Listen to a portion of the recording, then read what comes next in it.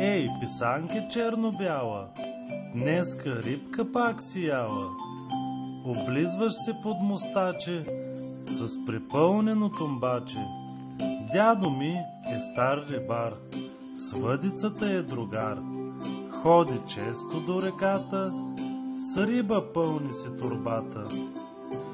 Носи тия за храница, че си мъничка душица. Да пораснеш тъй голяма, също като своята мама. Дай сега да поиграем, че и двамата го знаем. В закачки и игри ние с теб сме най-добри.